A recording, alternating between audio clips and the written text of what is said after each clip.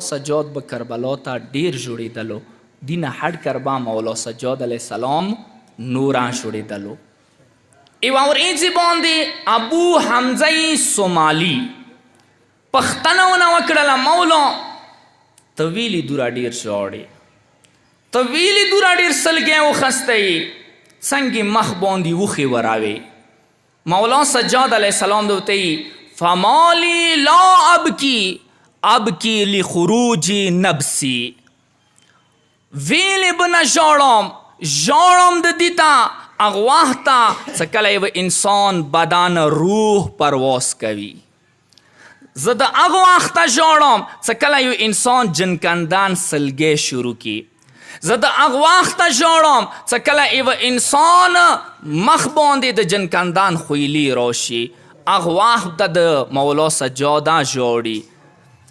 مولا معصوم دی، سجاد مولا څلورم امام دی. ایمو تاسو عقیده دی څه مولا دپاره دا مراحل مشکل نه دي. مو تاسو ته دی څه د خدای منونکو او د اهل بیتو منونکو او شیعو او مسلمانو د جنکندان والا مرحله ما پوی راوی. دا څوره سخته مرحله ده، دا دوره سخته مرحله ده. مولا یایی لکه دوره سخته مرحله ده. څه روایاتو کې ذکر شوی ده لکه اسمان نه یو انسان ځمکې ته رسي. دا یو دوره سخته مرحله ده لکه څنګه یو انسان په ژمدونې پستکی وباسي. دا دوره سخته مرحله ده جنکندانه لکه څنګه کنټېدار باندې یوه ازغي جاړ باندې ای بحمال والا کپړه واچوي، هغه کپړه ونرزور کوي. دا دوره سخته مرحله ده چې انسان بدن روح پرواز کوي. مولا دوته ژاړم د هغه وخته چې کله انسان بدن روح پرواز کوي. ای مولا سجاد علیه السلام ژړا نوره پورته شوله. ای مولا سجاد علیه السلام ژړا بلنده شوله. اوښکې ونیاروري مخ باندې، هغې مبارکې چهرې باندې. مولانا ابو حمزه سومالي پښتنه کوي مولا تا ژړا خو نوره پورته شوله، دو چی ته ژاړې؟ مولا دوته ابو حمزه سومالي ابکی لظلمتی کبری، اکابر تیاری ته اکابر طریقې ته د ډېر ژاړم.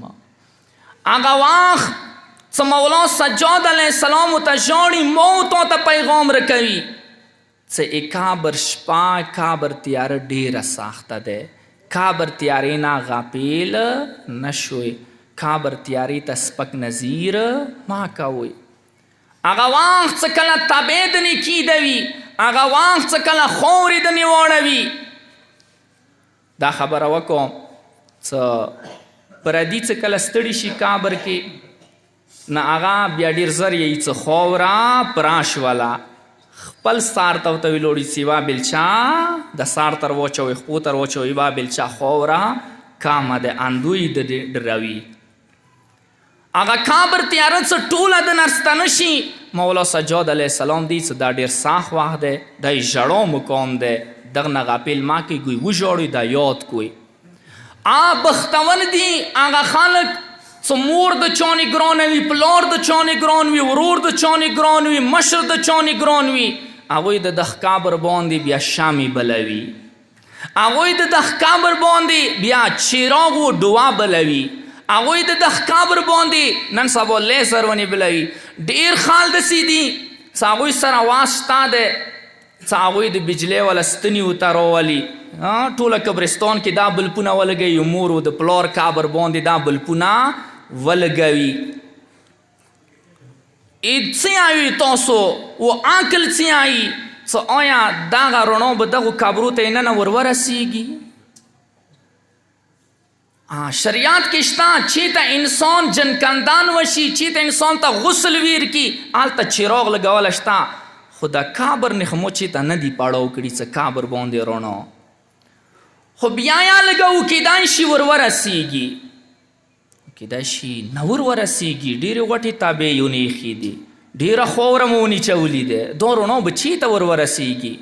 بیا څه کول پکار دي څه هغه قبر څه هغه تیاره دی هغه نور کې بدل شي.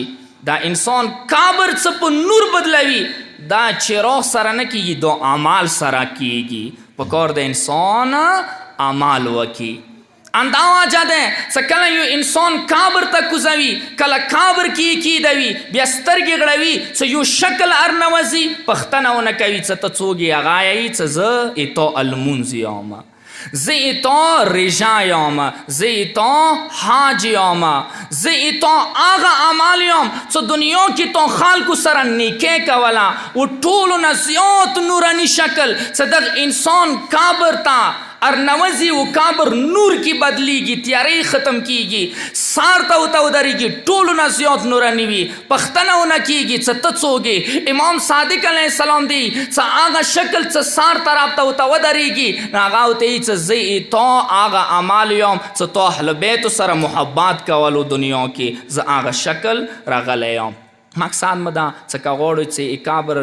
تیاره پرونو بدل شي بیا دا عملونه وکوي مولا امام سجاد علیه السلام ژړو نور پورته شوله شاید ایتاسو جنازي بیړه ده زر ختم کوم نو مولا امام سجاد علیه السلام ژړو نور پورته شوله ابو حمزه سومالي پښتنه ونه وکړله مولا ته چیته ژاړې ته ویلې دوره سلګۍ وخستی مولا ده ورته وایي ابکی لذیک الحدی مولا دی آئی زه د ژاړم پر یادونه د کوم چې د پاره قبر تیارې د پاره قبر تنګولي د پاره دویمه جمله چې مولا ژړو کوي پر یادونه کوي اب کې لذیق الحدی قبر تیا تنګولي ته د ډېر ژاړو مولا د پاره مسئله نه وه معصوم دی موت اوستی چې قبر تنګولی پرې د نه په ویر نشي ونه غافل نشوي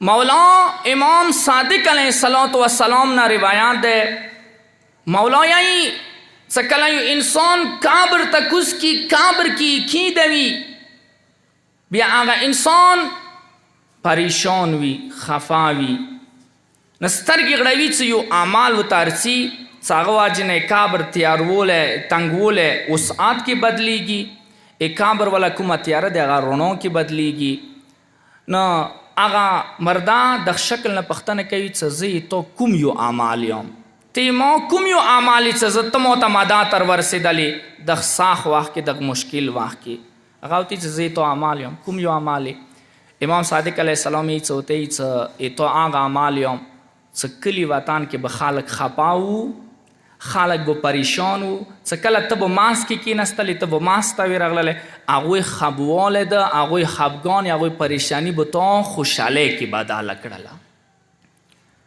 بس د څنګه خوشحالۍ کې انسان بدلوي آلی بدلوي چې کله یو تان ای بل په غوښو لګیا وي ایوه تان بلتان سره مړې زنده باند وي ایوه تان بلتان سره نه لګیږي ایوه تان بل زړه کې حساد و بغض و کینه ورکې وي ته ما ته غوسه یې زه تا ته غوسه یم اما یو تان ای دغو منځ ته ویر شي دغه کومه خفګان دی پریشاني دی ټینشن دی دا ختم کړي ای تا زه هغه اعمال یم چې دنیا کې تو خلکو ته خوشحالي ویر کړل